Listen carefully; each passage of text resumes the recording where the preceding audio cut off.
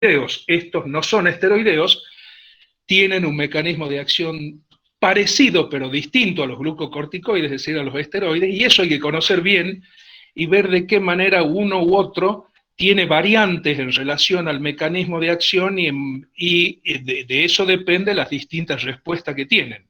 Entonces, este primer grupo de los AINES hay que conocerlos muy bien, saber cuáles son principalmente antiinflamatorios, cuáles son más antitérmicos, cuáles son más analgésicos, y eso lo van a ver dentro de un rato. El segundo grupo que ustedes tienen que conocer también bien como médicos generales es el grupo de los hipnoanalgésicos, es decir, los derivados fenantrénicos, los que derivan de los alcaloides fenantrénicos del opio, de la famosa dormidera, Papaver somniferum o amapola, que ustedes saben que se sacan dos tipos de alcaloides, los fenantrénicos y los bencilisoquinolínicos. Los fenantrénicos son principalmente la morfina, la codeína y la tebaína, que son poderosos analgésicos, pero que tienen el problema de la gran capacidad adictiva y la reacción adversa de que dosis elevadas pueden deprimir severamente el centro respiratorio. Este grupo de los hipnoanalgésicos también hay que conocerlos bien, no solo los naturales como morfina, codeína y tebaína, sino que hay que conocer, porque son los que más se emplean actualmente, aquellos que son derivados sintéticos o semisintéticos, meperidina, buprenorfina, propofol, nalbufina, etcétera, que no solo se utilizan como hipnoanalgésicos, sino que se utilizan mucho hoy en día como fármacos coadyuvantes de determinados tipos de anestesias, ¿no es cierto? Entonces hay que conocerlo bastante bien a los hipnoanalgésicos. El tercer grupo, por supuesto, es el de los esteroides, de los corticoides, es decir, de los antiinflamatorios esteroideos, que son poderosos antiinflamatorios, pero que están cargados de reacciones adversas. Entonces también hay que conocerlos bien. Cuando digo conocerlos bien, no me refiero a todos porque sería imposible.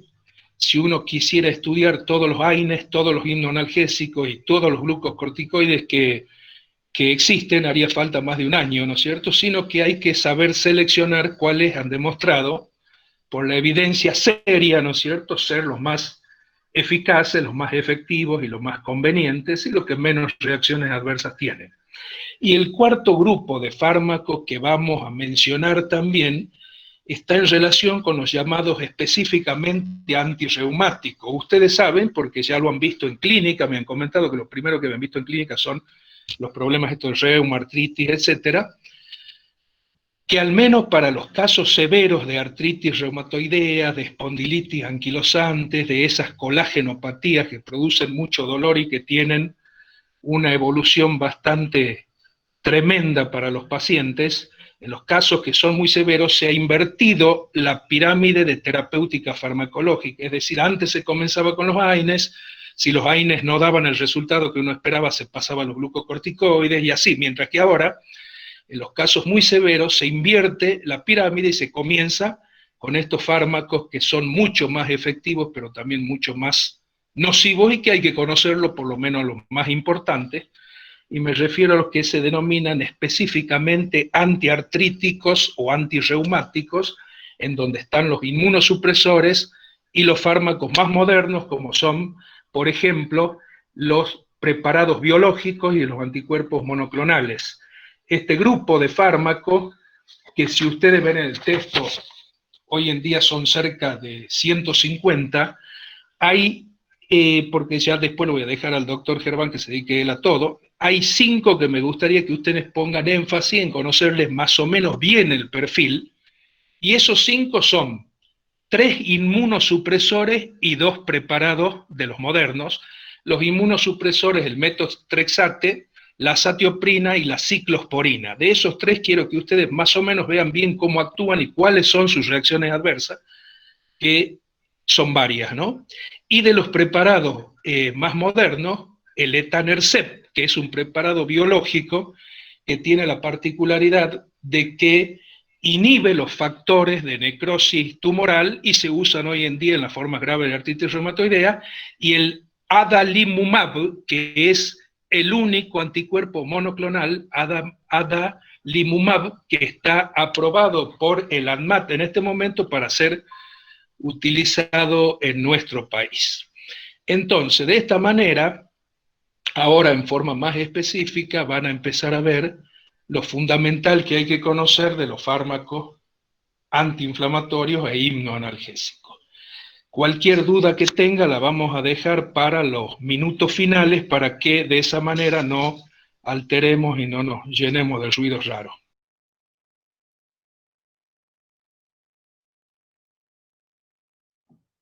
Ahora sí, ahora sí. Bueno, sobre todo lo quiero que me interesa que aprendamos hoy día en la clase de antiinflamatorio, como dice la palabra, antiinflamatorio y antipirético, no esteroides. Sobre todo, es de uso masivo, hay automedicaciones, y sobre todo aquí vamos a ver el tema de que son fármacos que se emplean para el dolor. El alto porcentaje de las consultas que tenemos nosotros está dado a que los pacientes concurren porque presentan dolor. Entonces, también quiero aclarar algo sobre el dolor. El dolor, ustedes siempre es una experiencia subjetiva. Entonces, nosotros tenemos que saber bien que el dolor es diferente en diferentes tipos de personas. Ustedes se acuerdan de la vía termoalgésica que aprendieron, que es una vía que es periférica, transcurre por toda la médula y llega al sistema nervioso central donde se hace consciente. Y los nociceptores eran los receptores específicos del dolor. Entonces, la transmisión del dolor podemos actuar en la activación de los receptores, que serían periféricos, en la transmisión del dolor, eso se referiría a un dolor neuropático, y el pasaje a nivel del sistema nervioso central donde se hace consciente. Ahí, a nivel del sistema nervioso central, vamos a actuar, por ejemplo, con los hipnoanalgésicos que le mencionaba el doctor. Es muy difícil medir el dolor, ¿no es cierto? Entonces es importante cuando ustedes atiendan a un paciente para ver la calidad de paciente, aquí habla del aspecto sociocultural. Hay entre ustedes mismos, ustedes quizás le pregunten a sus compañeros qué toman para el dolor de cabeza y algunos les van a decir, yo tomo una aspirina, otro va a decir, tomo un ibuprofeno, otro toma una dipirona, es decir, entre ustedes mismos van a ver que hay una diferencia, ¿no es cierto? Y que algunos van a tomar una dosis, dos dosis. Y también pasa con el aspecto intraindividual. En la etapa de nuestra vida, cuando nosotros somos jóvenes, no nos duele nada y si nos sufre un golpe, seguimos adelante. Entonces también tiene que ver con eso, es decir, qué etapa de la vida está la persona y cómo puede tener algún tipo de inconveniente. Entonces, aquí tenemos la clasificación de los dolores que son nociceptivos, neuropáticos y psicológicos. El nociceptivo es el dolor que capta de la periferia. ¿Sí? El neuropático es que ustedes ven en el trayecto nervioso y para eso hay fármacos que podemos actuar. Es decir, un dolor neuropático puede ser el dolor de la neuropatía diabética, de la neuropatía ocasionada por el alcohol, y el dolor psicológico también tiene otro tipo de tratamiento. ¿Cómo se mide el dolor? El dolor es algo muy difícil de medir, entonces en los distintos trabajos científicos nosotros lo que hacemos es mostrar al paciente esta simbología de las caritas. Entonces le preguntamos, ¿usted con el dolor cómo está? Y el paciente dice a lo mejor, siento mucho dolor, y marca la carita número 8. Después que toma el analgésico, quizás se sienta como la carita número 2 o como la carita número 1.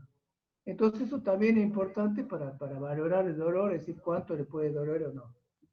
Aquí otra escala también que se utiliza, la escala de carita, para ver cómo siente el dolor. Bien, eso es importante. ¿Por qué? Porque la valoración del dolor, como ustedes ven, que es algo subjetivo. Es decir, hay pacientes que le van a decir, me duele, no me duele, poco, mucho. Entonces, esto aquí voy. Aquí el calmante que tomó la abuelita, ¿no es cierto? Quizás a mí me pueda hacer bien en una dosis o dos dosis. Eso es común que siempre alguien nos recomiende, tomate este analgésico, este calmante que me dio el doctor, entonces a vos también te va a hacer bien. Hay que tener mucho cuidado esa medicación que habitualmente reciben. Y también el día de mañana ustedes cuando sean médicos, ustedes van a ver que al paciente ustedes le van a decir, usted tome este calmante por determinado tiempo. No tome más allá porque va a producir muchas reacciones adversas. En cuanto a la clasificación, vamos a tener una clasificación que habla de los salicilatos. Esta es una clasificación simple para que ustedes se den cuenta de los distintos tipos de antiinflamatorios. El ácido acetilsalicílico. El ácido acetilsalicílico es un muy buen analgésico, muy buen antiinflamatorio, y también es un muy buen antiagregante plaquetario. Y ustedes van a ver que al principio decían antipirético. En el caso del ácido acetilsalicílico, no es un buen antipirético. ¿Por qué? Porque produce una nocividad que se llama síndrome de Reye cuando empleamos en la hipertermia de origen vírico y utilizamos el ácido salicílico. El síndrome de Reye produce una encefalopatía y produce una hepatopatía que es bastante seria, entonces por eso no hay que emplear. Entonces, el ácido acetilsalicílico, yo les voy tirando tips, quiero que tienen que ir viendo ustedes después cuando hagan los distintos prototipos. Este es muy buen analgésico, muy buen antiinflamatorio y actualmente el gran uso que tiene el ácido acetilsalicílico a una dosis de 100 miligramos es como antiagregante plaquetario, entre 75 y 100 miligramos. Hace muchos años se hizo un estudio donde se comparaba el ácido acetilsalicílico, por ejemplo, con otro antiagregante como el clopidogrel, y resultó el ácido acetilsalicílico más efectivo que el clopidogrel en cuanto a la eficacia como antiagregante plaquetario.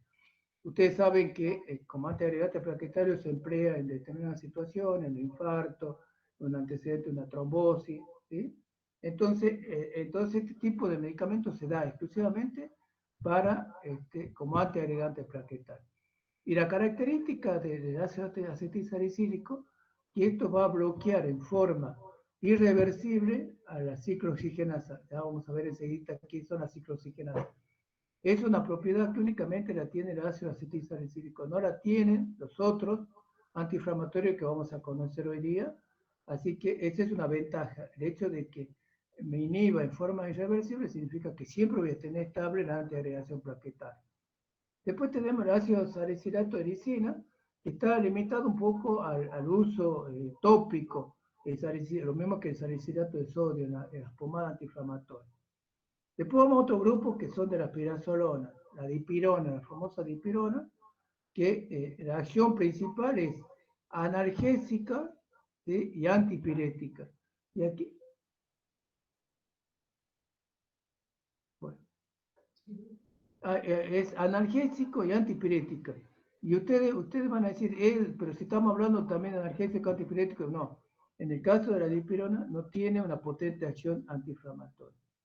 También es una droga controvertida en todo el mundo, es una droga que en el mundo se llama metamizol, produce un tipo de reacción adversa, por eso vamos a destacar aquí en esta clasificación los tips importantes que ustedes tienen que saber, que produce alergia y también produce una anemia plástica y una granulocitosis.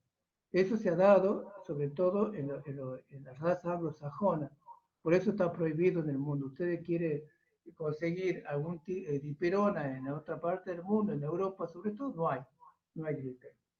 Bien, después tenemos dentro del grupo de paraminofenol el paracetamol. El paracetamol también es un analgésico antipirético, o sea que también nos olvidamos de la acción antiinflamatoria. ¿Qué es lo que está pasando en estos momentos? En el caso de la dipirona y paracetamol son drogas que van a inhibir a la ciclooxigenasa 3, que da enseguida vamos a ver. ¿Sí? ¿Qué tiene de característico el paracetamol? El paracetamol es un muy buen analgésico y un antipirético, pero cuando ustedes estudien la farmacocinesis del paracetamol van a ver que toda la mayoría de los antiinflamatorios sufren una conjugación, pero en el caso del paracetamol necesita también otro tipo de mecanismo de metabolismo. ¿Qué es lo que pasa? Produce una acción a nivel del hígado que forma sulfidrilo y produce una necrosis hepática. Por eso el paracetamol, la intoxicación con el paracetamol es mortal. Entonces, es importante tener mucho cuidado en el exceso de paracetamol, sobre todo si tiene antecedentes de alcoholismo, si tiene antecedentes. Entonces, eso es importante, sobre todo es, tenemos que tener mucho cuidado en la intoxicación con paracetamol. Eso es, hay que tener mucho cuidado. El paracetamol, acuérdense, es hepatotóxico. ¿Ah? Acuérdense de eso, es hepatotóxico. O sea, por eso cuando ustedes, al paciente, ustedes receten todos los antiinflamatorios, hay que recetar el tiempo prudencial. Ustedes dicen, bueno, tome estos 5 días, 6 días y vuelva. No le tiene que decir repita de por vida. Hay casos donde tienen antiinflamatorios como sugerente. Ah, ya está. Mira, cuando alguien te permite entrar, ahí, algunos de los chicos que nos permite entrar ahí, el doctor Alori, por favor.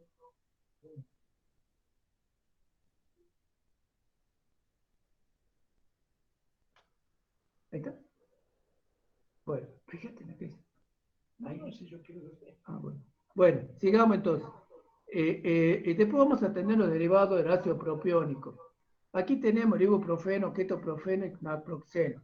El ibuprofeno, sobre todo, tiene la característica de ser un antiinflamatorio, analgésico, antipirético. Este sí tiene esas tres propiedades. Este es un ibuprofeno, quizás sea uno de los antiinflamatorios que se recetan en el mundo con mucha frecuencia. Hay estudios científicos donde habla como antipirético en niños, donde los padres decían que tenía una mejoría subjetiva. ¿Por qué? Porque el hecho de que sea antiinflamatorio era un fármaco que permitía que tenga una buena acción, ¿no es cierto?, como antipirético, como antiinflamatorio, y el paciente se sentía mucho mejor. Ya vamos a ver, eso es lo que hay que destacar del ibuprofeno. De todos estos fármacos que estamos viendo hasta ahora, estos fármacos van a ser menos gastrolesivos, o sea que menos irritación gástrica van a producir, haciendo una escala de cuáles son más gastrolesivos. El ibuprofeno es un fármaco que no produce tantas lesiones. Y eso tiene que ver con la inhibición de una u otra ciclo oxigenasa. Con respecto al ketoprofeno y naproxeno, son fundamentalmente antiinflamatorios, se utilizan como antiinflamatorios. ¿Sí? Después tenemos el indol acético, la indometacina, el surindac, es Orbidecel, porque en el caso de la indometacina no hay en estos momentos del mercado, simplemente les puse que esta indometacina es la que más reacción adversa a nivel renal producía. En estos momentos está limitado al uso de la indometacina, sobre todo a nivel tópico. Vienen pomadas con indometacina que son quizá un poco efectivas. Y después pasamos a otro grupo que es del grupo de fenilacético, donde nos vamos a tener diclofenac. Quizás el diclofenac sea el antiinflamatorio más vendido en el mercado. Y el que tiene mucho estudio y quizás sea uno de los más antiinflamatorios, la acción principal es antiinflamatoria, que sea más seguro que se está empleando. Y la dosis va a variar, ¿no es cierto? Va a variar entre 50 y 100 miligramos diarios, que es importante eso saber. ¿Para qué? Para que no excederse en las dosis de los distintos antiinflamatorios. Bien, después tenemos otro grupo importante que son de los piroacéticos. El ketorolac se caracteriza fundamentalmente porque tiene una acción analgésica similar a la que pueda tener algún himnoanalgésico. Es un potente analgésico, pero tiene cierta limitación en cuanto al uso. No se debe usar no más de 48 horas por vía parenteral, dosis de 30 y 60 miligramos, y no se debe usar más de 72 horas por vía oral. ¿Sí? Entonces esto hay que tener mucho cuidado en el uso del ketorolac. Inclusive si alguno tiene oportunidad de ver el prospecto del ketorolac, tiene toda esta indicación. Pero pirano acético no vamos a hablar porque no hay en este momento en el mercado. De los ácidos antranílicos, el ácido mefenámico y el tarneflumato, estos dos antiinflamatorios tienen una importancia fundamental, sobre todo para los dolores menstruales, para los dolores a nivel del útero, Sobre todo que ustedes saben que las prostaglandinas juegan un rol importante en el útero, ¿no es cierto? Hay prostaglandinas que son pro parto y antiparto. Entonces el ácido mefenámico, el famoso Postil, es el nombre comercial que tiene el ácido mefenámico, que ahí se idearon todos los distintos tipos de Postil. Y el tarnifrumato es un antipirético que no es tan potente, que generalmente se lo asocia con la dipirona y que se lo comercializa de esa manera. Después vamos a un grupo que son los oxicamos. El prototipo de esto es el piroxicam, que es un muy buen antiinflamatorio, que tiene una vida media prolongada, eso obliga que lo vamos a dar cada 12, cada 24 horas, y que también produce muchas lesiones a nivel, a nivel gástrico. Entonces hay que tener cuidado con el uso, con la precaución de administrarlo cada 12 horas, cada 24 horas. Y el meroxicam es un dato importante que ustedes anoten, que es un inhibidor selectivo de la COP2. Acuérdense de eso, es un antiinflamatorio selectivo de la COP2. La dosis de meroxicam de 15 a 30 miligramos, que se lo utiliza con mucha frecuencia. Acuérdense, selectivo. Y después tenemos los derivados del ácido nicotínico, que es el clornicinato de lisina, que es un analgésico que no tiene mucha potencia, pero que sirve, por ejemplo, para asociarlo con algún antiespasmódico. La semana pasada, hace 2 semanas, nosotros le hablábamos de los antiespasmódicos que se asociaban a un analgésico, por ejemplo, el clornicinato de lisina. Y después tenemos otro fármaco que lo puse aquí, pues cuando veamos las alteraciones cardiovasculares, que eran nimesulida, porque en estos momentos se fue retirada del mercado precisamente por eso. Y después tenemos los inhibidores específicos COP2. Estos fármacos surgieron a consecuencia de que decía, vamos a crear un fármaco que nos produzca, que sea un antiinflamatorio, pero que no produzca, ¿no es cierto?, lesiones a nivel del estómago. Entonces, como las reacciones adversas se dan fundamentalmente cuando yo inhibo la COP1, entonces vamos a crear un fármaco que únicamente me inhiba la COP2. Y así tenemos el COP6, el Parecosib, el Toricosib, que son los que están en este momento en el mercado. El Rofecoxib fue retirado en el 2004 y el Valdecoxib fue retirado en el 2012 más o menos. Estos no están en este momento en el mercado. Son antiinflamatorios, pero que también muchos de ellos han demostrado el Rofecoxib la causa que fue retirado al mercado porque produce alteraciones a nivel cardiovascular. Entonces, sobre todo, fueron retirados del mercado de esa manera. Bien. Ahora es importante que nosotros aprendamos esto. ¿Por qué? Porque si nosotros nos vamos con el concepto de saber cómo actúan los antiinflamatorios, entonces el día de mañana, cuando aparezca un paciente con una reacción adversa, nos vamos a dar cuenta a qué se debe y precisamente a su mecanismo de acción.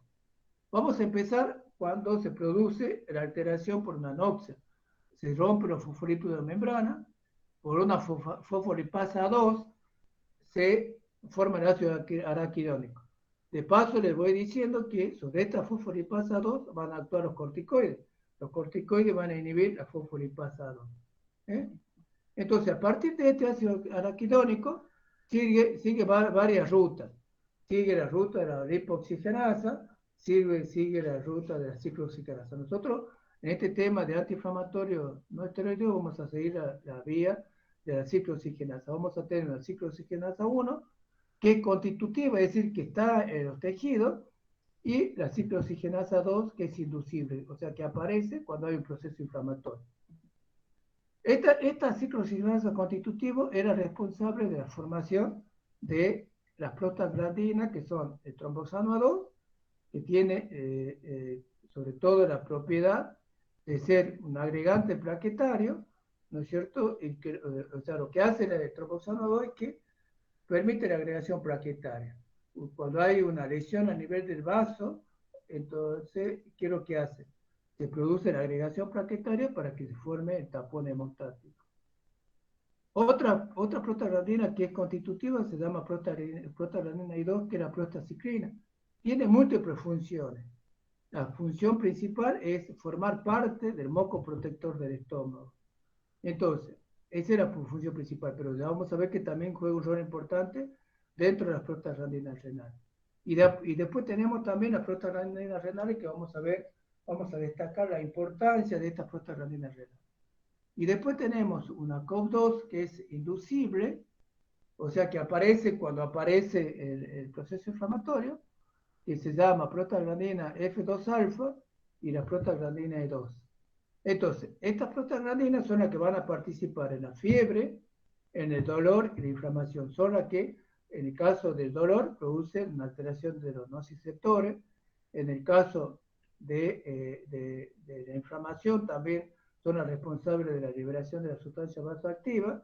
Y en el caso de la fiebre, ya vamos a ver enseguida, que son las responsables de modificar el termostato. ¿Sí? Entonces, ¿qué es lo que hacen los analgésicos antipiréticos no esteroides? Inhiben a ciclooxigenasa y ciclooxigenasa 2. Y de acuerdo, hay una clasificación que hay algunos que inhiben más a la ciclooxigenasa 2 y hay otros que inhiben a la ciclooxigenasa 1. Entonces, pero en general todos tienen afinidad por las dos ciclooxigenasa 1. Quizás el que más inhiba la ciclooxigenasa 2 no tenga tanta reacción adversa, no produzca tanta reacción adversa. Pero el concepto.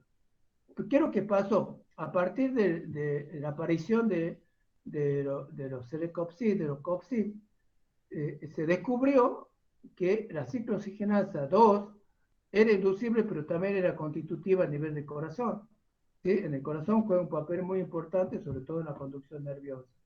Entonces, cuando se aparecieron estos fármacos, aparecieron los trastornos cardiovasculares, ¿no es cierto?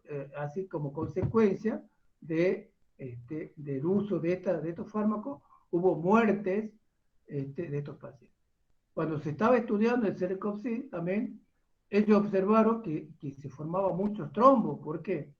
¿Por qué? Porque todo el ácido araquidónico seguía la vía de la ciclooxigenasa 1 y se formaba mucho tromboxano, entonces eso favorecía a la formación de una agregación plaquetaria.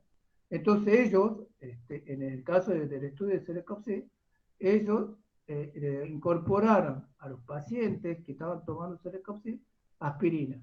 De esa manera no hubo tantas muertes como por accidente arteriotrombótico. ¿Por qué? Porque se había inhibido con la aspirina. Bien. ¿Vamos bien hasta aquí? Un hito que conteste. Sí, doctor. Sí, Sí, doctor. ¿Se entiende, no es cierto? Sí, doctor. Bueno, perfecto. Sí. Y esto es importante también. Ustedes cuando hagan la parte de nefrología, ustedes pregunten a su docente, ¿sí? Si es verdad lo que le estamos diciendo en cuanto a que el 40% de los pacientes que tenemos en la diálisis, en los servicios de nefrología, son como consecuencia al uso indiscriminado de antiinflamatorios. Volvemos a insistir, las prostaglandinas juegan un rol muy importante, sobre todo en la función renal. Así, ustedes de todas maneras ya cuando vean en nefrología la van a ver un poco más extenso, pero aquí una palabra muy importante. Todas las prostaglandinas, tanto la F2-alfa, la prostaglandina E y la prostaciclina, que era I2, van a participar sobre todo en la función renal, aumentando el flujo renal. En el caso de la prostaglandina E2, lo que hace es actuar en la retención de sodio, y la prostaciclina I2 va a actuar a nivel de la retención de potasio. Y moviliza, ¿no es cierto? Moviliza sobre todo la liberación de renina, y normalmente cuando hay una disminución del flujo a nivel renal, se liberan las prostaglandinas, tanto prostaglandina E2 como la prostaciclina. Entonces, cuando un paciente toma crónicamente antiinflamatorio de cualquier tipo, lo que va a hacer fundamentalmente es que va a haber disminución de la función renal. O sea, se disminuye sobre todo el flujo sanguíneo, hay alteración a nivel de de la retención de sodio, se favorece la retención de sodio y de agua, y también se altera la liberación de renina y se activa el mecanismo de renina-angiotensina. Junto con la aldosterona, las prostaglandinas participan en la regulación de la presión arterial. Entonces, en el caso de una intoxicación aguda, en el caso de una alteración aguda a nivel renal, lo primero que vamos a tener, el uso indiscriminado de los antiinflamatorios, va a ser el edema que aparece. Muchos pacientes concurren a la visita médica y dicen, mire, me empezó a hinchar los pies, y nosotros generalmente le atribuimos a otro tipo de problema, y cuando le preguntamos, ¿usted toma antiinflamatorio? Toma antiinflamatorio hace mucho tiempo por automedicación o porque tiene algún tipo de patología. Bueno, ustedes que están haciendo ahora reumatología van a ver, la mayoría de los pacientes están tomando antiinflamatorios si tienen edema o no. O sea, eso significa que están haciendo una insuficiencia renal incipiente. En el caso de los antiinflamatorios van a producir una insuficiencia renal aguda que, si es descubierta a tiempo, con la suspensión del antiinflamatorio, eso se revierte en 72 horas. Pero si la insuficiencia renal es crónica, ya se produce otro tipo, ya se produce una necrosis a nivel del hígado, ya se produce una nefritis, o sea que ya se produce daño irreversible, y que generalmente eso conduce a que el paciente vaya a un trasplante renal. Entonces, y ahí está la importancia de los antiinflamatorios, de no usarlo en forma indiscriminada, no usarlo por si acaso, y no usarlo con una prescripción médica. Entonces, al paciente hay que decirle, mire, usted va a tomar este antiinflamatorio el tiempo que sea necesario con respecto a su patología. Bien, este es un pequeño esquema para que ustedes se den cuenta cómo se produce la fiebre. La fiebre se produce por dos mecanismos. Por un mecanismo directo, que puede ser cuando hay un gran quemado, hay una irritación directa de los nervios, ¿no? Y directamente por la vía espinotalámica, la termoalgésica, ese estímulo llega a nivel del sistema nervioso central. Y la otra es la formación de, en el caso de las bacterias, los lipopolisacáridos de la bacteria, la cápsula de la bacteria, y eso también a su vez produce la formación de prostaglandina I2. Estas sustancias, que son pirógenos, llegan hacia el sistema nervioso central. Entonces, ¿qué es lo que va a pasar? A nivel del sistema nervioso central vamos a tener el termostato. El termostato es el sistema termorregulador. Entonces, ¿qué hacen todos estos estímulos? Todos estos estímulos hacen que se confunda la temperatura que existe. Hace que informe mal, ¿no es cierto?, una temperatura. Entonces, ¿qué es lo que pasa? Que el organismo tiene una temperatura entre 36.5 y 37.5. Estos pirógenos, estos estímulos físicos, o la prostaglandina E2, hace que el termostato informe una temperatura menor, supongamos 35 grados. El organismo pone en marcha todos aquellos mecanismos que generan la termogénesis, que es, empieza a tener el chucho, empieza a tener el aumento de la temperatura, y entonces la temperatura, que normalmente está entre 35 y 37.5, aumenta a 2 grados, por ejemplo, si fue informado así el termostato. Y es así como se produce la fiebre. Entonces, nosotros podemos actuar, ¿no es cierto? Nosotros podemos actuar como con los AINES, inhibiendo a la prostaglandina E, que era que va a producir la fiebre. De esa manera nosotros podemos actuar. Pero en la fiebre que es ocasionada por otro tipo de mecanismo, una fiebre que puede ser porque hay un traumatismo encefalocraniano, porque un paciente está isolado, no lo podemos actuar. ¿Por qué? Porque eso no responde al estímulo de la prostaglandina. Acuérdense que nosotros, al inhibir el ciclo oxigenasa 2, inhibimos la prostaglandina. ¿Sí? Entonces eso sería importante. Estos son los neurotransmisores. Esto no lo vamos a ver, sino esto queda para que ustedes vean la cantidad de fármacos que se libera a nivel de la fiebre. Esto también es importante, que quiero que ustedes aprendan. ¿Por qué? Porque esto se da a diario. Todos los analgésicos, antipiréticos, antiinflamatorios no esteroideos, tiene una acción antiálgica. ¿Por qué? Porque no van a bloquear las prostaglandinas que ya están liberadas. ¿Sí? Lo que hace lo antiinflamatorio es inhibir las prostaglandinas que se van a formar.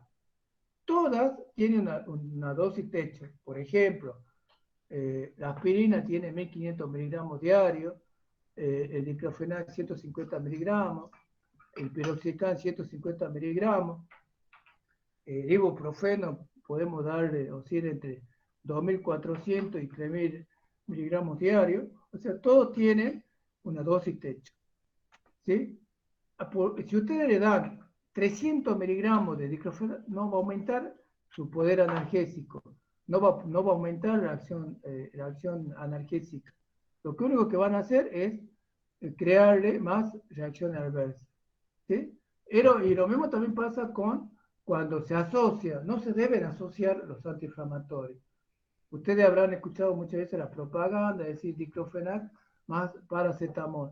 Y eso no tiene que ser. Lo único que hacemos es adicionar efectos adversos. Entonces, hay que tener presente que esas asociaciones de antiinflamatorios no tienen sentido. Si un paciente tiene un dolor, si ustedes no investigan cuál es el dolor, entonces van a tener que ver la etiología del dolor y revertir o modificar la dosis, ¿sí? Si no está tomando la dosis apropiada y los días apropiados. Pero acuérdense, ese es un error que se comete siempre, se adiciona otro antiinflamatorio y no tiene sentido. ¿Por qué? Porque con el que yo le estoy dando es suficiente, lo único que hago es la aparición de reacciones adversas. ¿Sí? Y aquí también, esto simplemente para mostrarle de la ciclooxigenasa 3. La ciclooxigenasa 3 está a nivel del sistema nervioso central, ¿sí? Y que únicamente las que bloquean la ciclooxigenasa 3 están sobre todo a nivel del sistema nervioso central y la que regula el dolor y la fiebre. O sea que en el caso de la dipirona, en el caso del paracetamol, van a tener acciones centrales sobre la ciclooxigenasa 3. ¿Ah? Bien, y esto también es importante cuando hablamos del efecto adverso, atribuirle a su mecanismo de acción. Nosotros decíamos, si al inhibir la ciclooxigenasa, inhibo la ciclooxigenasa 1, estoy inhibiendo el tromboxano. Entonces, si yo inhibo el tromboxano, ¿qué voy a tener? Hematoma, voy a tener hemorragia. Esto hay que tener mucho cuidado si el paciente está anticoagulado, porque eso puede potenciar la acción de los dicumarínicos, por ejemplo, de la vitamina K. Eso hay que tener cuidado, no adicionarle, ¿no es cierto?, hay algún tipo de antiinflamatorio. Por eso en el prospecto de dicumarol dice no adicionar con antiinflamatorio. Podemos tener reacción adversa a nivel cardiovascular. Podemos ocasionar un infarto. ¿Por qué? Porque acuérdense que al inhibir la ciclooxigenasa, también podemos inhibir el tromboxano, se puede formar puede formar trombos, puede hacer una ACV y la hipertensión. La hipertensión es por dos motivos, principalmente porque alteramos a nivel renal, porque hay retención de sodio y de agua, y también alteración a nivel del flujo. Y también, o sea que todos los antihipertensivos van a producir hipertensión arterial. A nivel renal, recién observábamos la importancia que tiene la prostaglandina renal. Y yo insisto con esto, que si el médico tomara conciencia que el uso de antiinflamatorios de forma discriminada causa a muchos pacientes que va a ir a insuficiencia renal, hay que tener mucha precaución. Después, otro de los efectos adversos relacionados a los mecanismos de acción, estamos hablando de inhibición de prostaglandina, inhibición de la síntesis de prostaglandina. Yo inhibo la prostaglandina I2, que era prostaciclina, voy a tener intolerancia gastrointestinal, gastroduodenitis, úlcera, perforación, hemorragia digestiva alta. Y eso está en relación a la dosis. Ya enseguida yo le voy a mostrar una estadística que se acentúa aún más cuando tiene ciertos factores de riesgo.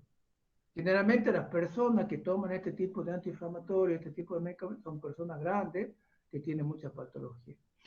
Y también destacamos dentro de los efectos adversos otros que son a nivel hepático. Y destacamos, ustedes no se olviden, el paracetamol, hepatotoxicidad. Acuérdense de eso, paracetamol, hepatotoxicidad. La hipersensibilidad, que era la alergia que producía, esto no tiene nada que ver con el mecanismo de acción, que era la alergia que producía la dipirona, y a nivel de la aspirina produce síndrome de Reye. Y a nivel ginecológico, a nivel del embarazo, hay prostaglandinas que son proparto y prostaglandinas que son antiparto. Entonces, depende de la etapa del embarazo, nosotros podemos producir una hemorragia postparto o un parto prematuro. Entonces, hay que tener mucho cuidado por el uso de la prostaglandina a nivel postparto. Y este era el cuadro que yo les mostraba, que yo les decía, de los factores de riesgo cuando hay de utilizar AINE. Y ahí hay la probabilidad de obtener una complicación respiratoria va a ser no consumidores versus consumidores. Si yo consumo antiinflamatorio, voy a tener dos veces más probabilidad, 2.74 probabilidad de tener un trastorno gastrodigestivo. Si yo tengo que, si yo tengo, en el caso de lo masculino y femenino, son más frecuentes las complicaciones de los varones. Aquí importante, en la edad, cuando tenga más de 65 años, el riesgo de 3.4, ¿sí? Entonces, ¿qué es la población que recibe el antiinflamatorio? Si tiene antecedentes de trastornos gastrointestinales, 1.9, y si usan corticoides, 1.83. Y esto es importante porque se acuerda que los corticoides nosotros vimos que actuaban inhibiendo la fosfolipasa 2, o sea que el glucocorticoide también inhibe la síntesis prostaglandina. Esto es importante, el cuadrito que ustedes se aprendan para que tengan también, así como yo insisto con las reacciones adversas a nivel renal, también insisto con la reacción adversa a nivel digestivo, que aparecen con mucha frecuencia. Bien, y aquí este es uno de los últimos cuadritos que está bien. De estos inhibidores de la ciclooxigenasa 2. Estos fármacos surgieron y había el eslogan, decía, gastroprotección versus cardioprotección. Entonces, si a nosotros nos dan a elegir qué prefiero proteger, y yo prefiero proteger el corazón, el estómago, porque de cierta manera lo puedo manejar. Entonces, cuando se descubrió que la COP2 era inducible, pero resulta que en el corazón tenía cierta acción, se dieron cuenta tarde, ¿no es cierto? Y entonces, ¿qué pasó? Que cuando empezaron a utilizar los inhibidores COP2, lo que hacía era producir alteraciones, por ejemplo, arritmia, y tenían insuficiencia cardíaca. Y si yo inhibía a nivel de únicamente la COP2, se favorecía la agregación plaquetaria. Y a nivel renal también pasaba lo mismo. El hecho de inhibir la liberación de sodio, de disminuir el filtrado a nivel sanguíneo renal, y a nivel de la tasa de filtración glomerular, eso me llevaba a un aumento de la presión arterial. Todos esos son riesgos cardiovasculares. Que eso es lo que se quería evitar con la COP2. ¿Y qué pasó? Que en el caso de Rofecoxib se demostró que hubo muchas muertes a raíz de esto, porque al inhibir la COP2 se producía todo esto, porque ahí se dieron cuenta de que la COP2 está a nivel del corazón. Y hay en estos momentos en el mercado muchos inhibidores específicos de la COP2. Y esto hay que tener cuidado cuando ustedes tengan un paciente, valorar el tipo de paciente a quienes le van a dar. ¿Para qué? Para que no tengan sorpresa y que puedan ocasionar un daño cardiovascular. ¿Sí? Entonces, para finalizar este tema, ustedes tienen que elegir el prototipo de cada grupo, realizar un perfil farmacológico y sobre todo aquí hay que poner énfasis en las reacciones adversas de cada uno. Cuando ustedes utilicen un antiinflamatorio, ustedes van a tener presente todo este tipo de reacción. ¿Por qué? Porque el uso de los antiinflamatorios, todo el mundo usa antiinflamatorios. Ustedes van a cualquier especialista y le va a dar antiinflamatorio, pero hay que usarlo con mucho cuidado, con mucha precaución, porque nosotros podemos ocasionar un daño importante al paciente cuando el paciente recibe este tipo de medicación. Con el doctor Alori siempre hablamos de cómo la propaganda en la televisión de estos antiinflamatorios es frecuente y que no es bueno que sea así, que se promociona el uso de antiinflamatorios que son peligrosos. Así que, venta libre. ¿No va a querer decir nada? Bueno, okay. Esto es muy importante porque el paracetamol tiene doble toxicidad de una que no depende de la dosis, ¿no es cierto? Pero yo voy cerca de cerrar. ¿Por qué no me dejaban entrar por el cine? Porque yo tenía que cerrar, tenía que bajar. No es que no tenía que... No, eso el paracetamol que en la sobredosis, que a veces la gente lo toma como si fuera de hepatotoxicidad gravísima, bueno, ¿no? Aquí me recuerda el doctor Alori, sobre todo del paracetamol. El paracetamol se da de vuelta. es un antiinflamatorio que se usa con mucha frecuencia y que hay que tener presente esta hepatotoxicidad, que en algunos casos se exacerba cuando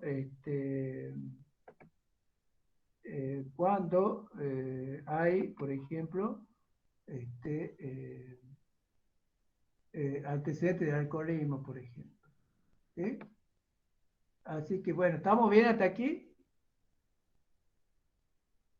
Hola. Sí, doctor. Sí, doctor. Sí, doctor. Sí, doctor. Sí. Bueno, ¿alguna pregunta? ¿Alguien que quiera preguntar?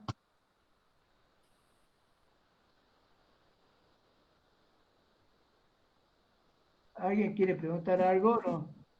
Sí, ¿por qué están, doctor, entonces permitidas en el mercado esas asociaciones que usted dice que no se debería realizar? De aquí después. Esperen un ratito, esperen, no corten. De entrar, y yo como estaba con la pantalla completa, no lo podía entrar. Fíjese si lo permite que entre ahora. Fíjese que...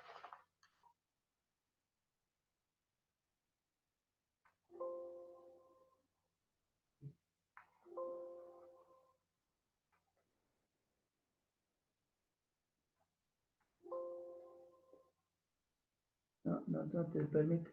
¿Ah? No, fíjese si lo pueden hacer entrar, doctor Alori. Bueno, listo. Bueno, seguimos ahora con este tema. Esto es importante, los himnos analgésicos. Ustedes acuérdense de esto. ¿Qué significa himno? Himno significa sueño. Y analgesia, que los analgésicos son los que calman el dolor intenso somático. ¿Cuáles son esos dolores intensos somáticos? El dolor postoperatorio, el dolor del gran quemado, el dolor del paciente neoplásico. Entonces, ese tipo de paciente, nosotros en determinado tipo de momento quizás llegamos a atender si es que no somos especialistas. El tema de los signos analgésicos, ustedes tienen que tener la precaución y tienen que advertir al paciente, usted cuando tome este tipo de medicamento va a tener sueño, tenga mucho cuidado, y sobre todo para calmar dolores que son intensos. Ustedes quizás en reumatología le habrán enseñado una escala analgésica según la recomendación de la Organización Mundial de la Salud, donde son escalones. Es decir, yo tengo un paciente que tiene el primer escalón, que tiene un dolor leve o moderado, y vamos a recomendar el paracetamol, el ibuprofeno, el adipirona, el diclofenac y algunos AINE que ellos fomentan que se adicionen, pero lo ideal sería usar dosis plena de distintos antiinflamatorios. Y después, en el segundo escalón, cuando el dolor ya es moderado, ya es un poco más intenso, sugiere el uso de opioides débiles, ¿sí? Y que nosotros a esos opioides débiles le podemos adicionar un antiinflamatorio. Y así tenemos el tramadol, la petidina y algunos coadyuvantes que vamos a emplear. Y aquí también, cuando dice coadyuvante, podemos adicionar el paracetamol, dipirona. Ustedes van a ver, quizás en reumatología le dieron alguna sugerencia de tratamiento, donde se adicionaba, por ejemplo, algún hipnoanalgésico y entonces ahí habrán dado sobre todo a un antiinflamatorio. Se utiliza mucho el ibuprofeno, se utiliza mucho el paracetamol en el tratamiento de dolores moderados. Y después un tercer escalón que también, estos son generalmente terapéuticas, insisto, en el dolor intenso, el dolor que es el dolor de la neoplasia, el dolor del gran quemado, ese tipo de dolores. Y ahí vamos a tener, ya vamos a conocer esto, los hipnoanalgésicos, que es los potentes, clásicos, es la morfina, buprenorfina. En el caso de la buprenorfina hay 2 a 3 más potentes, que la morfina, la oxicodona, el fentanilo. Este fentanilo está, quizás no lo usamos nosotros como analgésico, porque eso ya es resorte ya del especialista, y lo usamos quizás más como en anestesia, como analgésico. Esto aparece en este cuadrito, esto es una guía. La experiencia que ustedes van a tener en el tratamiento de este tipo de dolores va a ser de cada uno, entonces hay que tener presente todo esto.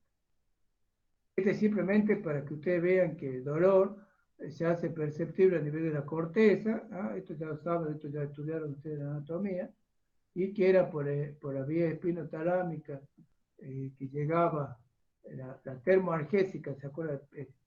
Espinotalámica anterior, y que producía todo este tipo de transmisión de dolor. Pero el dolor llega a nivel de la corteza, que eso es lo importante. Bien, y esto lo que vamos a ver es que estas sustancias opioides son semejantes al opio y a la morfina en sus propiedades. Son potentes analgésicos, es verdad, son potentes analgésicos, y van a actuar sobre diferentes tipos de receptores denominados mu, kappa, delta y epsilon. Este tipo de receptores, nosotros tenemos esos receptores en el sistema nervioso central, en la médula, en todo el territorio vamos a tener este tipo de receptores. Y estos analgésicos opioides van a compartir muchas propiedades de los péptidos endógenos. Es decir, que nosotros en nuestro organismo tenemos péptidos endógenos. Ustedes, para permanecer sentados en una silla, necesitan estar, en el caso de nuestro, vamos a estar 1 hora y media sentados. Esa compresión a nivel de músculo puede ocasionar dolor. Entonces se liberan péptidos opioides endógenos, que son las encefalinas, las endorfinas, que un poco lo vamos a hacer un recuerdo de cada una, y la dinorfina. Y son analgésicos naturales que se encuentran en el sistema nervioso central de todos los vertebrados. Esto es, entonces, el hombre ha creado fármacos a partir de esta sustancia que haga la misma acción que tenemos los opioides endógenos. ¿Qué es el opio? El opio es un fruto que es originario de Oriente, de Asia Menor, de China, y que tienen más o menos el 25% de su peso tienen alcaloides activos, ¿sí? Y que tienen muchas acciones farmacológicas en el caso del opio. Entonces, este tipo de producto que podemos obtener a nivel del opio va a ser, sobre todo, útil para el tema de los analgésicos. En Oriente es común, ¿no es cierto?, el tema del uso del opio. Y la mayor adicción o la mayor la adicción que tenemos ahí sobre todo va a ser va a ser con la intoxicación con el opio. Bien, aquí vamos a tener una clasificación que es una clasificación de acuerdo al origen. Y ahí vamos a tener el hipnoanalgésico natural. Y a la cabeza vamos a tener a la morfina. Quizá la morfina sea el mejor hipnoanalgésico que tenemos en estos momentos. Hay otros mejores, depende del uso que se puede llegar. Pero muchos tratamientos oncológicos se hacen con morfina. Y dentro de este grupo vamos a tener los derivados de la morfina, que son la tebaína y que es la codeína. Destacamos la codeína, que tiene una acción fundamental como antitusivo. Este grupo de fenantrénicos tiene una acción estimulante a nivel del músculo liso, son los que van a producir contracción del músculo liso, y tiene una potente acción hipnoanalgésica. Esto es relevante porque la morfina es un muy buen analgésico en los casos que yo le digo de dolores intensos que no se da en cualquier tipo de paciente, no la vamos a poder dar. Después tenemos papaverina, nocarpina y la narceína. Esto no tiene una acción a nivel de músculo liso, sino una acción analgésica. Vamos un poquito más rápido, así podemos llegar a corticoides.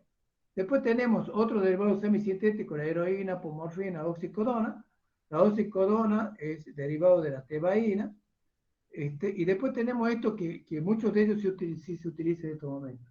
La meperidina, el tramadol, el dextropropoxifeno, la nalburfina, buprenorfina, que también es otro derivado de la tebaína. El tramadol es derivado de la codeína.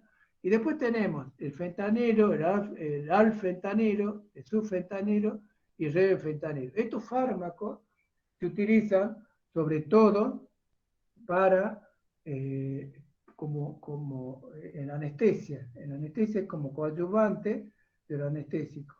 Se lo adiciona a otros fármacos que van a conocer ustedes cuando estudiemos sistema nervioso central, que es el droperidol, y se produce una neuroleptoanalgesia, donde el paciente está desconectado, pero está sin dolor. ¿Sí? Y después vamos a tener hipnoanalgésico sintético que tiene acciones especiales, que se llama el dextrometorfán, aloperamida y difenoxilato. El dextrometorfán es un antitusivo y la aloperamida y difenoxilato son antidiarreicos. ¿Se acuerdan que al principio hablábamos que los fenantrénicos tenían acción sobre el músculo liso? Entonces estos producen eso. Producen contracción del músculo, que está indicado en algún tipo de diarrea, no en toda la diarrea, sobre todo la diarrea del viajero. ¿Ah? Y el dextrometorfán es un potente antitusivo. Cuando nosotros indicamos un antitusivo, tiene que ser en situación especial. Un paciente tiene insuficiencia cardíaca, la tos es un mecanismo defensivo que hace que expulse toda la secreción, o sea que nunca hay que inhibir la tos, salvo que tenga cierta situación. Y dentro de los antagonistas, que es importante conocer la naloxona y la naltrexona, que son las que tenemos nosotros en el mercado. Estos son importantes en los casos de intoxicaciones con morfina. Y también yo le quise destacar algo que es el dextropropoxifeno, que es un opioide débil que se lo adiciona a la dipirona o que se lo adiciona al paracetamol. Esto sí está en el mercado y esto lo podemos dar en caso de un dolor postoperatorio que se lo pueden administrar. ¿Sí? Esto vamos un poquito rápido para que ustedes, para que podamos llegar al otro tema. Nosotros recién hablábamos sobre los opioides endógenos y aquí destacamos la encefalina. La encefalina se encuentra en muchos sectores del sistema nervioso central y tiene la capacidad de unirse a los receptores opioides y producir analgesia. Y a esta también, la encefalina, la revierte a la naloxona. Después vamos a tener la dinorfina. La dinorfina tiene se caracteriza porque tiene una acción sobre los receptores kappa, se encuentra en el óvulo posterior de la hipófisis, que tiene un papel preponderante, sobre todo en el parto, en la lactancia, todo tiene que ver con el sistema endocrino. Y las endorfinas, muchas veces nosotros hablamos de la endorfina, que hay que aumentar las endorfinas, sobre todo la beta endorfina. En las situaciones de estrés se libera las endorfinas. Entonces, eso nos permite para la lucha y que tiene muchas propiedades, sobre todo a nivel del estrés, y sobre todo la beta endorfina. Es un agonista de los receptores MU, que estaban involucrados en la analgesia. Los receptores de este tipo de fármacos que vamos a conocer hoy día, los hipnoanalgésicos, actúan sobre distintos tipos de receptores. Estos son receptores de membrana y sobre todo el MU y el kappa, que son los que participan en la analgesia, tienen como mediador en los receptores la proteína G inhibitoria, inhibiendo la adenosiclasa. Al inhibir la adenosiclasa, sobre todo, lo que produjo era el cierre de los canales de calcio. Algunos producen. Otros, el delta, el épsilon, producen apertura de los canales de potasio. Pero en definitiva, todo lo que hacen es inhibir la conducción nerviosa y de esa manera produce analgesia. Los receptores MU, y esto también hay que destacar dónde están, inhiben, producen anestesia raquídea, y sobre todo, ¿cuáles son las que mayor afinidad tienen? Sobre todo las endorfinas. En el épsilon, produce analgesia suprarraquídea, también encefalina, endorfina y dinorfina, y el kappa, que también actúa produciendo analgesia suprarraquídea y efectos psicomiméticos y disminución de tránsito intestinal. Y también todo tiene acción sobre el intestino. ¿Sí? Bien, lo que hay que destacar sobre todo de la acción de estos fármacos, que tienen una acción selectiva como analgésico. No altera ningún tipo de sensibilidad, ni la táctil, ni la auditiva, o sea que tampoco muchos de ellos no afecta a la conciencia, por eso es relativo, quizás le produzca cierto adormecimiento, el paciente puede estar un poco obnubilado. Sobre todo pasa cuando nosotros nombrábamos los semisintéticos, con la nalbulfina, que era nubaína, eso producía cierto sueño, y entonces el familiar se preocupa porque el paciente duerma mucho. ¿Sí? Lo que hacen estos hipnoanalgésicos es, sobre todo, producen, tienen lo que hacen estos opioides a nivel del centro termorregular, que producen ligera hipotermia. Entonces, son dosis terapéuticas, pero cuando eso el paciente le va a decir, mire, cuando yo empecé a tomar este tipo de opioides, me causó este tipo de alteración. Pero en las intoxicaciones puede aumentar la temperatura, que también es un síntoma.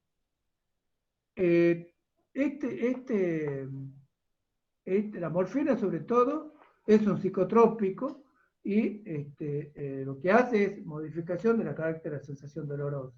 El paciente está como obnubilado, que está desconectado. Es importante eso. Entonces, y después tenemos que sobre la secreción de hormona antidiurética, esto todo tiene que ver a nivel central. O sea, que también es la acción, la secreción que van a tener este tipo de hormonas, también está controlada. ¿Qué hacen los ojos? En los ojos, lo que hace esto sirve para detectar cuando una persona está intoxicada con morfina, que produce una miosis. Después vamos a tener también produce efecto excitatorio. Hay un receptor, ¿no es cierto? Hay un receptor sobre todo que lo que producía este tipo de trastornos, que son los receptores sigma, que no se lo describe mucho, y que producían las convulsiones de esto es un analgésico. A nivel de la respiración, lo que hacen es deprimir el centro respiratorio. En los receptores MU tenemos receptores MU1 que eran los que producían analgesia, y los receptores MU2 son los que actúan a nivel del centro respiratorio. A este tema de la respiración era que se produce una depresión del centro respiratorio. La dosis alta de algún analgésico era que produce un paro respiratorio. Otro tema que también es importante, ustedes no hicieron capaz clínica 1, cuando tengamos un edema agudo del pulmón, hay una hipoxia. Esa hipoxia lo que hace es, a nivel central, estimular el centro respiratorio. Este centro respiratorio produce una hiperapnea y el paciente tiene una sensación desagradable, penosa. Entonces, ¿qué es lo que hacen estos analgésicos? Doctora morfina, es inhibir el centro respiratorio que está estimulado por hipoxia que le ha causado el edema agudo del pulmón. La tos, acuérdense que la tos podemos utilizar algún tipo de fármaco inhibiendo el centro de la tos, en el caso de la codeína, en el caso de la dionina, en el caso de dextrometorfán, y que puede activar los receptores opioides a nivel del sistema nervioso central. ¿Sí? Acuérdense que la tos es un mecanismo defensivo, es preferible que el paciente tosa, pero hay situaciones, una insuficiencia cardíaca que puede producir. En los bronquios, vamos rápido, produce broncoconstricción, y también, ¿por qué? Porque hay lo que favorece este tipo de analgésico, produce liberación de histamina. Entonces hay que tener cuidado en los asmáticos. ¿Sí? Y después tenemos acciones sobre el centro del vómito, sobre todo en el caso de intoxicaciones, la apomorfina, pero en general todos estos fármacos producen vómito y producen un estado nauseoso. En el nivel del aparato cardiovascular no hay que utilizar dosis altas, si bien no producen efectos cardiovasculares significativos, pero se puede utilizar para la anestesia. A nivel gastrointestinal, volvemos a insistir, produce contracción del intestino. Es común que el paciente refiera que está constipado, eso hay que tener cuidado.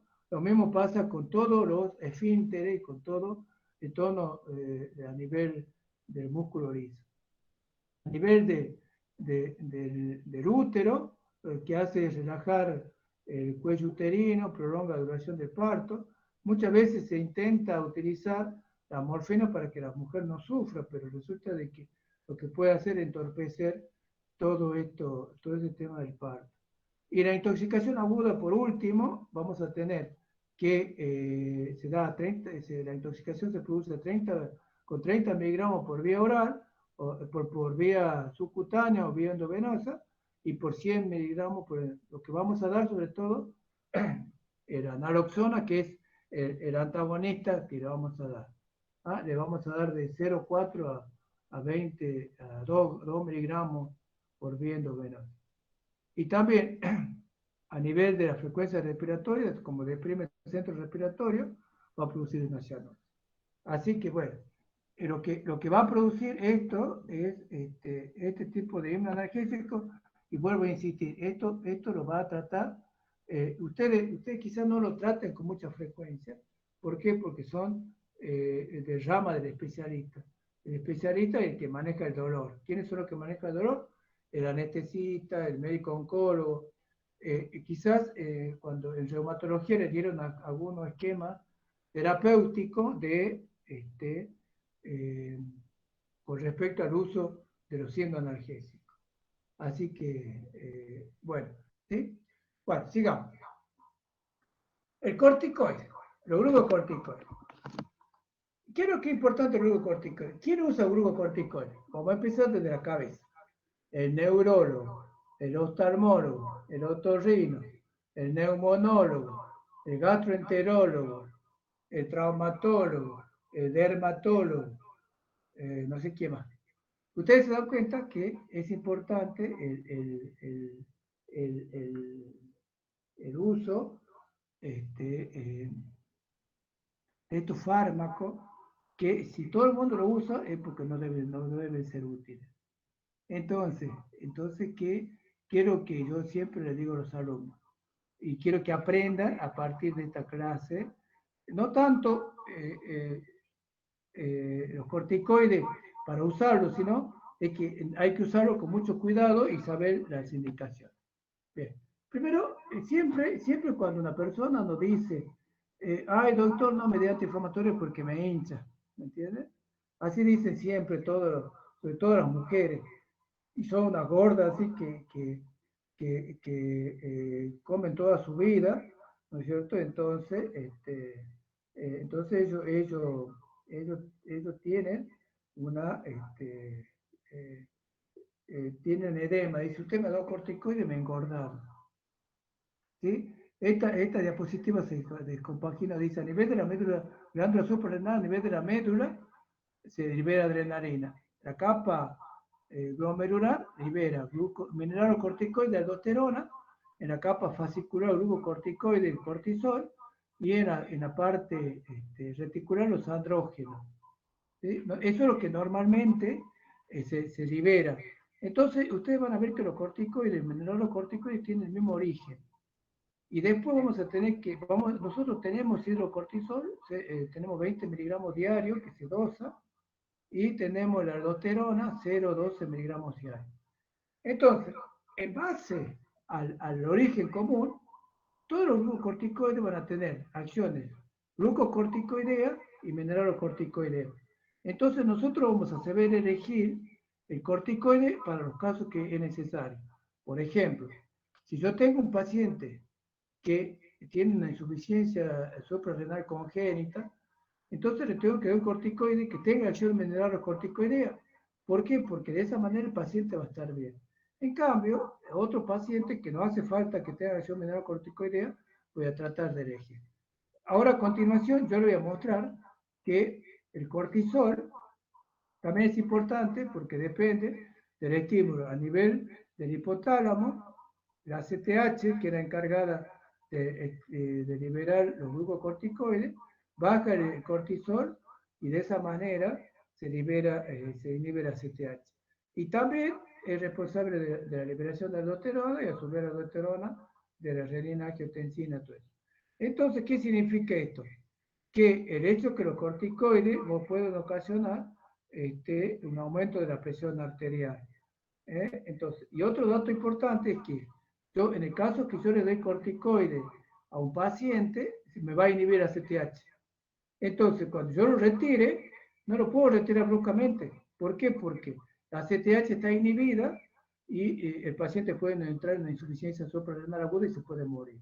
Entonces hay que tener mucho cuidado. Bien, después vamos a tener que, en el caso de los glucocorticoides, vamos a tener efecto mineralocorticoideo, sobre todo la aldosterona, va a retener agua y va a retener sodio. Por eso el paciente nuestro se enoja que dice, usted me da corticoide y me hincha. Y después también produce eliminación de potasio. El paciente se queja de calambre. Y los efectos glucocorticoides tienen que ver con lo metabólico, con los antiinflamatorios, que son los efectos que nosotros le vamos a recetar, sobre todo antiinflamatorios inmunosupresores, y como consecuencia va a aparecer efectos cardiovasculares a nivel del sistema nervioso central y va a haber supresión endógena de glucocorticoides, sobre todo de los naturales, que es el cortisol. ¿Por qué? Porque la ACTH va a estar baja porque yo ya le estoy dando glucocorticoides. Esto no sea el problema, no es para que se aprenda la estructura química, sino vamos a ir rápido, cómo las distintas modificaciones a nivel del ciclo perantrénico se mejoraba la acción. Aquí dice, cuando aumenta la acción antiinflamatoria, significa que se aumenta la acción glucocorticoidea. Entonces, si yo pongo ligadura, doble ligadura en carbono 1 de 2, aparece la prednisona y prednisona. No sea problema, después lo vamos a ver más adelante.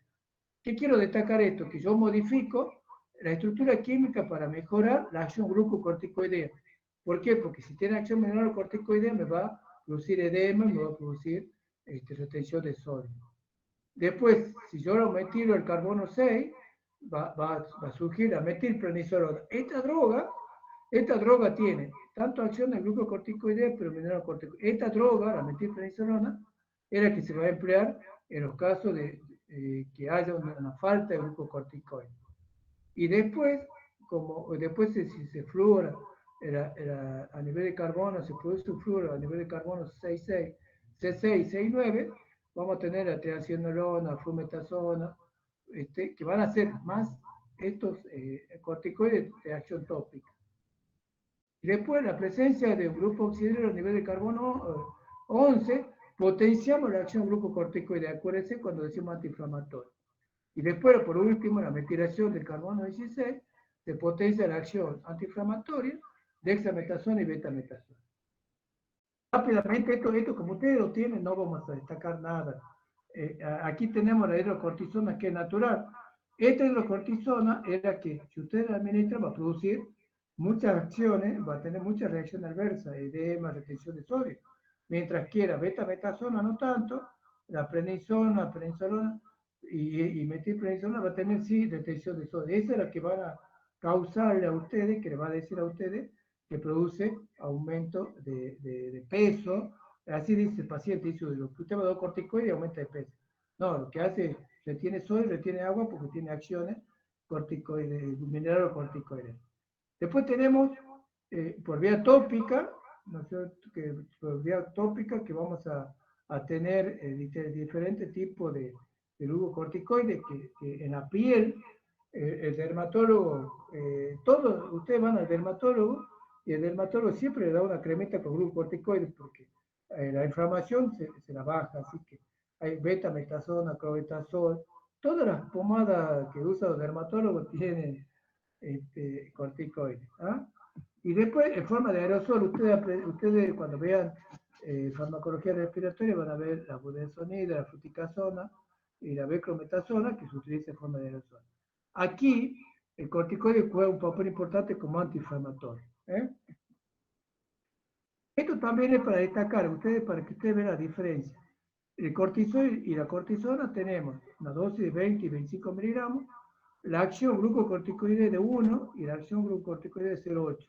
Pero la acción mineralocorticoidea de 2 y de 2.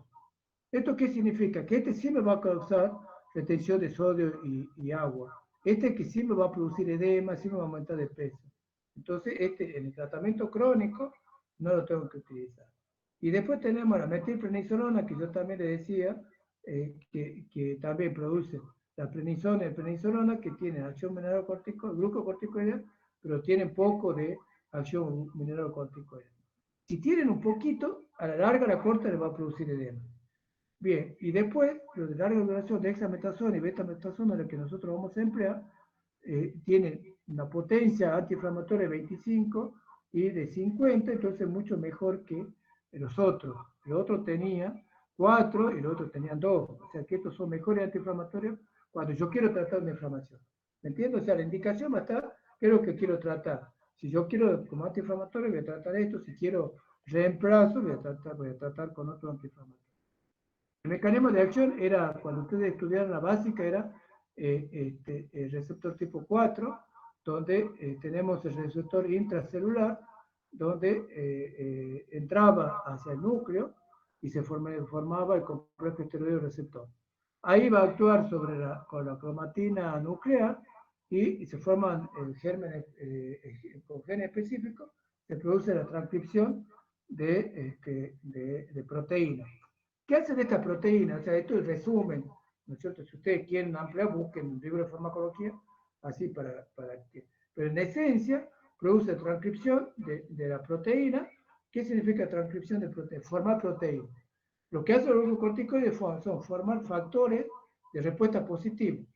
Entonces, estos factores de respuesta positiva, ¿qué hacen? Activa la lipocortina, los receptores adrenérgicos beta, la endonucleasa y endopeptidasa. Pero también forman factores de respuesta negativa. Por ejemplo, inhiben la citoquina, inhiben el ácido nítrico. Esto tiene que ver con el ácido nítrico, sobre todo con la vasodilatación. La ciclooxigenasa, la lipoxigenasa 2, ¿se acuerda que veíamos en la síntesis de ácido hialurónico? Y en todos los receptores que tienen que ver con los factores de necrosis tumoral. Entonces, lo que hacen estos glucocorticoides es inhibir, ¿no es cierto?, en el caso de la fosfolipasa 2. Si yo inhibo la fosfolipasa 2, también estoy inhibiendo la vía de la ciclooxigenasa y también me va a producir la misma reacción adversa que producían los AINE desde el punto de vista. Me va a producir irritación gástrica, me va a producir antiagregación plaquetaria, me va a producir hipertensión arterial. Ustedes acuérdense de todo esto. ¿Sí? Bien.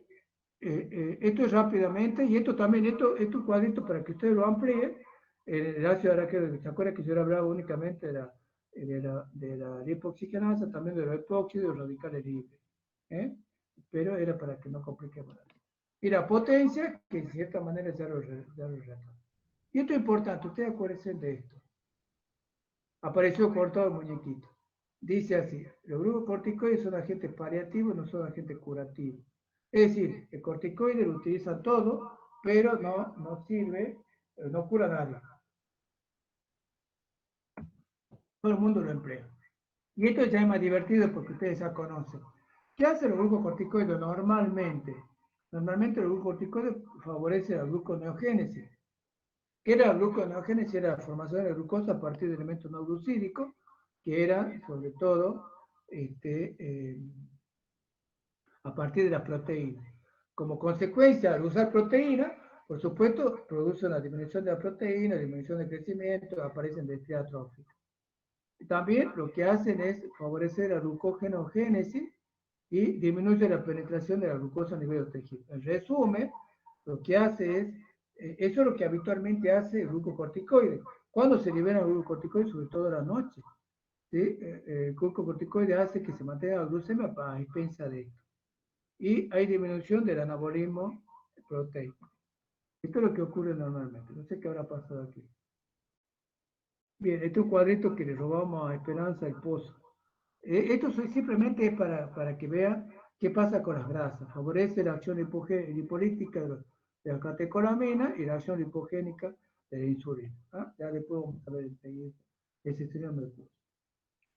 Bien, entonces, todo esto lleva a que se produzca retención de sodio, retención de agua, aumenta la sensibilidad del sistema cardiovascular a la catecolamina y se produce una reacción adversa como consecuencia al glucocorticoide. Entonces hay que tener cuidado con el uso de corticoide con la presión arterial.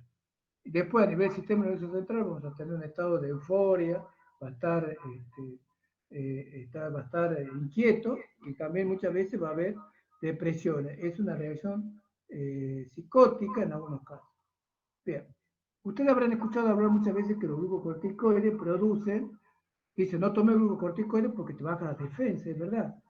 En dosis inmunosupresoras, estamos hablando de dexametasona 60 miligramos, los habituales que usamos 0,5 miligramos, se utiliza como inmunosupresor. Por supuesto, eso lo hace el especialista, eso lo hace el reumatólogo, lo hace el especialista que trata problemas así de inmunosupresión. El médico especialista de enfermedades autoinmunes, por ejemplo. Esto es un resumen más o menos para que ustedes se den cuenta qué es lo que hace. Disminuye los linfocitos, disminuye la liberación y producción de alguna linfoquina. Por ejemplo, otra cosa que hace el glucocorticoide impide que se una el antígeno al anticuerpo, lo que hace es disminuir la interleuquina, o sea, todos esos son factores que llevan a que haya una disminución de la respuesta inmune. Y este cuadrito que ustedes alguna vez, quiero que lo graben, que el paciente que toma glucocorticoides le pasa esto, es el famoso síndrome Cushing. Entonces, el paciente que tiene síndrome de Cushing ha empezado por la cabeza, tiene hipertensión endocrinal, está eufórico, algunos días está deprimido, tiene una labilidad emocional, tiene la careta de luna llena, tiene una jiba de búfalo por redistribución, tiene una hipertensión, la grasa abdominal está aumentada, tiene estría, tiene una necrosis avascular de la cabeza enferma, tiene hematoma, tiene la atrofia muscular. ¿Por qué? Porque hay un exceso de catabolismo de la proteína. Por supuesto, cuando está tomando corticoides tiene una mala cicatrización, tiene osteoporosis, tiene hiperglucemia, obesidad. Eso son todas las reacciones adversas cuando yo utilizo el glucocorticoide en forma crónica. Bien. Rápidamente, dos cositas de farmacocinesis. Tiene que ver con que son todos liposolubles, porque es la única manera que llegue a nivel del núcleo, atraviesa todas las barreras, tiene una biotransformación hepática, todos se unen a la albúmina, salvo algunos que se unen a la transcortina, tienen una mayor potencia. Y esto es una indicación terapéutica. Esto no es para que ustedes O sea, para esto simplemente le puse quiénes son los que usan y sabemos un poco más era para que ustedes sepan elegir qué tipo de glucocorticoide utilizar.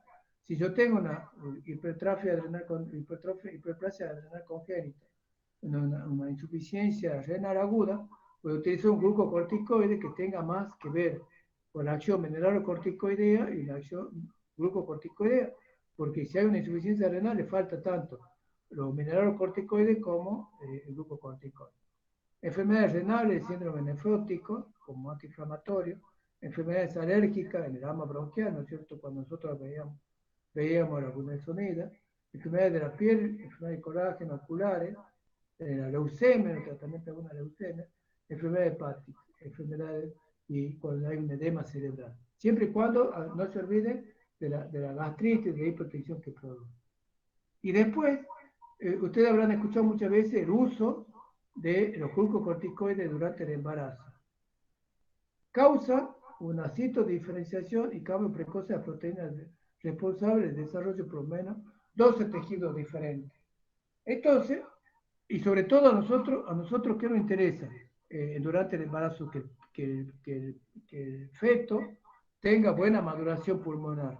Entonces, a nivel del surfactante, aumenta la cantidad de surfactante, aumenta la capacidad y hace que madure el pulmón. ¿Para qué? Para cuando se produzca el parto prematuro, se extraiga un niño que puede ser viable. Entonces hay que tener mucho cuidado en este tema. Por ejemplo, ¿qué es lo que pasa?